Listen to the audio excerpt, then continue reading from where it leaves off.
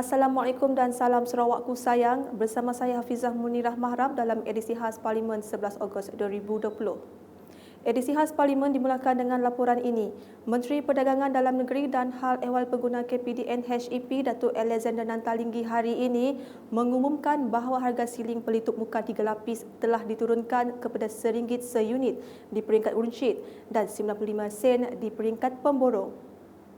Menurut beliau yang juga ahli Parlimen Kapit, kerajaan telah mengambil langkah berjaga-jaga dan bersifat soft landing approach dalam menentukan harga maksimum pelitup muka bagi membantu meringankan beban orang ramai di samping mengurangkan kesan kerugian kepada pengimport. Saya ingin memaklumkan bahawa harga pelitup muka jenis 3 ply ini, 3 lapisan ini akan diturunkan lagi kepada RM1 seunit di peringkat runcit, maknanya 95 sen di peringkat pemborong berdasarkan penilaian berterusan ke atas kedudukan bekalan dan harga pelitup muka oleh kementerian. Beliau berkata demikian ketika sesi soal jawab lisan terhadap ahli Parlimen Stampin Chong Cheng Jen di persidangan Dewan Rakyat hari ini. Ujar Datuk Alexander lagi, keputusan yang dibuat adalah berdasarkan kedudukan bekalan pelitup muka di pasaran dan keadaan semasa kos seunit dikeluarkan di kilang. Justeru sebagai kerajaan yang sentiasa prihatin terhadap keperluan pengguna, tambah beliau, hingga kini bekalan pelitup muka adalah mencukupi dan pengeluaran sedang dipertingkatkan. Malahan harga jualan yang dijual oleh pengilang semakin menurun di bawah harga maksimum yang dikawal oleh kerajaan. Kita akan tengok, kita akan kaji lagi bersama semua stakeholders. Kita akan turunkan lagi, ya. Itu jaminan kementerian ataupun kerajaan yang prihatin. Sekian, terima kasih. Terdahulu, KPDN HEP telah menetapkan harga siling pelitup muka kepada RM1.20 seunit yang akan berkuat kuasa mulai 15 Ogos 2020. Seterusnya, Kementerian Pelancongan Seni dan Budaya MOTEK telah merangka beberapa program reskilling dan upskilling kepada penggiat industri pelancongan yang telah terjejas akibat pandemik COVID-19. Menterinya Datuk Seri Hajah Nancy Shukri berkata antara inisiatif MOTEK adalah menawarkan kursus Domestic Tourism Vibes secara atas talian yang merangkumi 9 topik terpilih dengan kerjasama Persatuan Institut Latihan Pelancongan Malaysia ATTIM dan Malaysia Tourist Guide Council MTGC kepada pemandu pelancong berlesen yang akan tamat tempoh pada tahun ini. MOTEK turut melaksanakan kursus mesra Malaysia di seluruh negara, khususnya kepada pemandu pelancong dan kaki tangan barisan hadapan ataupun frontliners bagi meningkatkan kemahiran dalam perkhidmatan pelanggan ataupun customer service.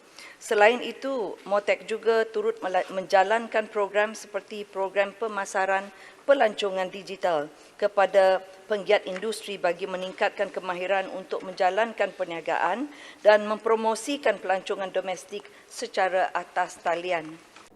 Menjawab pertanyaan ahli Parlimen Kota Melaka, Koh Poe Tiong, pada persidangan Dewan Rakyat hari ini, Datuk Seri Hajah Nancy berkata, kementeriannya turut menjalankan pelbagai program bagi menambah kemahiran penggiat perusahaan kraft. Antaranya ialah kursus e-usahawan yang dilakukan secara video conferencing. Kedua, makmal pengeluaran produk tekstil ikat celup dan jahitan produk soft toy serta beg. Ketiga, makmal kajian pewarnaan naptol yang antara lain telah berjaya menghasilkan sebanyak 87 resepsi warna ataupun monokrom naptol dengan jumlah keseluruhan 174 benang. Dan seterusnya ialah seminar Creating Own Design as Own Brand. Kesemua program reskilling dan upskilling kepada penggiat industri pelancongan dilaksanakan melalui pembiayaan di bawah peruntukan sedia ada kementerian dalam usaha membantu industri pelancongan yang terjejas akibat pandemik COVID-19 ini. Katanya MOTEK juga sedang berbincang dengan Kementerian Luar Negeri dan Kementerian Kesihatan cadangan untuk menerima kedatangan pelancong dari negara-negara berstatus zon hijau COVID-19. Beralih ke laporan berikutnya, Kementerian Kerja Raya KKR belum ada perancangan untuk melebar atau membina Sky Bridge di Bukit Parit Binong, Jalan Serian Tebedu. Menurut Menteri Kanan Kerja Raya Datuk Seri Haji Fadilah Yusof, Jalan Serian Terbeduk yang merupakan jalan persekutuan FT21 masih berada pada tahap Level of Service A berdasarkan semakan Kementerian Kerja Raya dengan data dari Road Traffic Volume Malaysia RTVM tahun 2019. Kementerian menyedari akan kejadian tanah runtuh melibatkan 7 lokasi di laluan FT21 Jalan Serian Terbeduk. Sehubungan dengan itu, status terkini lokasi cerun tersebut dalam proses pembaikan oleh syarikat konsesi pembaikan cerun secara arahan kerja dengan kos sebanyak RM5,018 juta. Semasa menjawab pertanyaan Ahli Parlimen Serian Datuk Seri Richard Riyod Jaim pada persidangan Dewan Rakyat hari ini, Ahli Parlimen Petra Jaya itu menambah kos untuk menaik taraf kawasan jalan tersebut agak besar, iaitu melebihi RM20 bilion. Beliau bagaimanapun bersedia menyokong permohonan Ahli Parlimen Serian untuk mengusul cadangan itu ke agensi pusat khususnya EPU bagi memasukkannya dalam rancangan Malaysia ke-12. Memang benar apa yang dikatakan oleh Yang Berhormat Serian bahawa kawasan jalan ini agak menarik dari segi bentuk muka bumi dan saya sedia menyokong permohonan Yang Berhormat untuk membawa permohonan ini ke agensi pusat khususnya EPU bagi masukkan untuk rancangan Malaysia ke-12 dan kita akan insya-Allah membuat kajian melantik konsultan ataupun pihak JKR untuk membuat kajian di kawasan ini.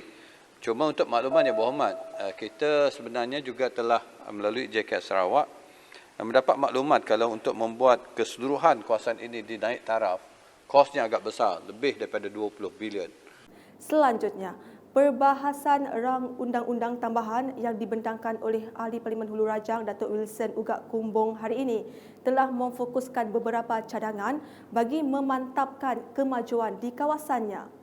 Antaranya, beliau mencadangkan agar perhatian lebih khusus dapat diberikan oleh Kementerian Pertanian Industri dan Asas Tani kepada masyarakat di kawasan pedalaman, terutama Sabah dan Sarawak dalam menikmati skim subsidi baja padi kerajaan pusat dan skim insentif pengeluaran padi bagi membantu menambahkan pendapatan harian mereka. 3 daerah di bahagian Kapit Sarawak terlibat dalam skim padi dengan keluasan keseluruhan adalah 742 hektar. Skim padi di Merit, daerah Kapit, keluasan kira 184 hektar, manakala skim di Sungai Tunuk, daerah Bukit Mabung dan Teluk Jambu, daerah Song masing-masing berkeluasan 130 hektar dan 158 hektar. Selain itu, menyentuh mengenai isu pendidikan di Hulu Rajang, beliau memohon agar peruntukan tambahan melalui bantuan makanan asrama BMA untuk sekolah berasrama dapat disegerakan di samping mempertingkatkan fasiliti prasarana bagi mematuhi prosedur keselamatan yang lebih ketat. Dalam tempoh kurang 50 tahun yang lalu, kita melihat sistem pendidikan di negeri Sarawak melonjak begitu tinggi. Namun prasarana pendidikan masih kekal seperti 30 tahun yang lalu. Mengenai kesihatan pula ujarnya, beliau mencadangkan supaya sebuah mesin CT scan dapat ditempatkan di Hospital Kapit untuk memudahkan rakyat mendapat akses kepada kesihatan yang lebih baik. Jika tidak, mereka terpaksa bolak-alik ke Sibu hanya mendapatkan kemudahan ini. Saya mohon dan menyeru agar disegerakan permintaan ini dan tempoh hari lawatan Yang Berhormat Timbalan Menteri Kesihatan tempoh hari juga telah melihat perkara ini dengan lebih mendalam. Selain itu, beliau turut menyeru agar pihak kementerian memandang serius tentang isu kekurangan staf di pejabat MPOB Sungai Asap Belaga, termasuk menetapkan harga siling sawit pada kadar RM500 per tan. Kami Barisan GPS berharap agar setiap wang yang diperuntukkan dan dibelanjakan adalah diberikan sama adil dan rata kepada semua negeri di Malaysia ini. Keluasan dan bentuk muka bumi Sarawak adalah jauh berbeza dengan Semenanjung. Kita diliputi air dan dipisahkan jurang tanah yang agak besar. Justru itu, saya berharap Kerajaan Persekutuan sentiasa melihat perkara ini bagi memastikan setiap pembangunan fizikal dan modernizan rakyat Sarawak sentiasa dijadikan agenda kerajaan pusat. Beralih ke laporan berikut. Pihak Kementerian Perumahan dan Kerajaan Tempatan melalui Jabatan Bomba dan Penyelamat Malaysia kini dalam proses melaksanakan perolehan pacuan 4 roda dan fireboard buat kegunaan seluruh negara termasuk di Balai Bomba Betong. Dengan kawasan yang begitu luas sehingga ke daerah Lubuk Antu dan daerah Pusak, jelas Timbalan Menteri Perumahan dan Kerajaan Tempatan Datuk Seri Dr. Haji Ismail Haji Abdul Muttalib, kawasan Betong juga telah mendapat khidmat kebombaan daripada pasukan bomba sukarela PBS Pekan Betong dengan jumlah keahlian seramai 61 orang. Pada masa kini, Balai Bomba Betong dilengkapi dengan 2 jenis jentera Fire Rescue Tender dengan izin FRT, 1 jentera water tanker, 2 bot aluminium dan 2 kenderaan utiliti pacuan 4 roda. Secara keseluruhannya, kementerian ini sentiasa berusaha untuk meningkatkan perkhidmatan kebombaan dengan menambah dan menaik taraf jentera serta peralatan kebombaan di seluruh negara. Beliau berkata demikian bagi menjawab pertanyaan lisan Ahli Parlimen Betong, Datuk Robert Lawson Chuat, dalam persidangan Dewan Rakyat hari ini. Tambah Datuk Seri Dr. Haji Ismail, pihak kementerian turut merancang untuk membina balai bomba kategori E di Lubuk Antu bagi tahun 2021. Manakala kawasan daerah Pusak akan dimasukkan dalam rancangan Malaysia ke-12. Menyedari kawasan jagaan Balai Bomba dan Penyelamat Betong adalah sangat luas dan menyekarkan pencapaian tempoh masa bertindak awal 10 minit. Dengan itu, kementerian ini telah merancang untuk membina balai bomba kategori E seperti di Lubuk Antu pada tahun 2021, manakala untuk kawasan daerah Pusak akan dimasukkan dalam rancangan Malaysia ke-12 mengikut keutamaan. Tambah beliau, pihak kementerian bersedia untuk membantu bomba sukarela untuk membuat perolehan kepada peralatan-peralatan yang diperlukan. Di samping menaikkan allowance bomba bantuan dari RM6 ke RM8 sejam seperti mana perkhidmatan lain rela APM dan sebagainya. Berikut pula, Malaysia sentiasa bersiap siaga menghadapi keadaan cuaca panas dan kering dengan mempertingkatkan usaha-usaha pencegahan ke atas aktiviti pembakaran terbuka yang berpotensi menyebabkan jerebu di peringkat tempatan. Timbalan Menteri Alam Sekitar dan Air Datuk Dr. Ahmad Masrizal Muhammad menegaskan untuk itu kementerian telah mengaktifkan Pelan Tindakan Pembakaran Terbuka Kebangsaan PTPTK sejak 7 Januari 2020 bersama agensi-agensi pelaksana seperti Jabatan Bomba dan Penyelamat, Agensi Pengurusan Bencana Negara NADMA dan sebagainya. Yang kedua, kerajaan juga telah pun mengaktifkan Pelan Tindakan Pencegahan Pembakaran Terbuka dan SOP Pencegahan Kebakaran Tanah Gambut sejak pada 6 Januari 2020. Serta yang ketiga, ada 4 inisiatif kesemuanya. Yang ketiga ialah mempertingkatkan rondaan darat dan pemantauan menggunakan drone ataupun teknologi terkini di kawasan yang telah dikenal pasti mudah terbakar. Dan yang terakhir, untuk pengetahuan Yang Berhormat Igan dan juga ahli Dewan sekalian, kerajaan telah mempertingkatkan penguasaan ke atas kes pembakaran terbuka di kawasan-kawasan tanah gambut, tapak pelupusan sampah dan lain-lain yang sering terbakar dengan mengadakan operasi bersepadu bersama dengan agensi-agensi kerajaan dan juga pihak berkuasa tempatan yang lain. Semasa menjawab pertanyaan Ahli Parlimen Igan Ahmad Zoni Zawawi pada persidangan Dewan Rakyat hari ini, Datuk Dr. Ahmad menjelaskan kerajaan juga membina 292 cek dam, 89 tube well, 15 buah kolam takungan dan 5 menara tinjau bagi mencegah kebakaran dan mengurus tanah gambut sering terbakar. Berita gembira kepada 117 nelayan tidak memiliki lesen bot dan kad nelayan di Pulau Beruit, Daro setelah Kementerian Pertanian dan Industri Makanan akan mempertimbangkan pengecualian khas kepada mereka untuk menjadi peserta di kawasan penempatan semula nelayan PSN di Rural Growth Centre RGC Semok. Ahli Parlimen Tanjung Manis Insinyur Haji Yusuf Abdul Wahab berkata, Timbalan Menteri Pertanian dan Industri Makanan kedua Datuk Haji C. Abdullah Mat Nawi akan membawa isu berkenaan ke Jawatan Kuasa Induk agar nelayan terkesan diberi kelulusan khas untuk menduduki PSN. Kita telah membangkitkan juga isu-isu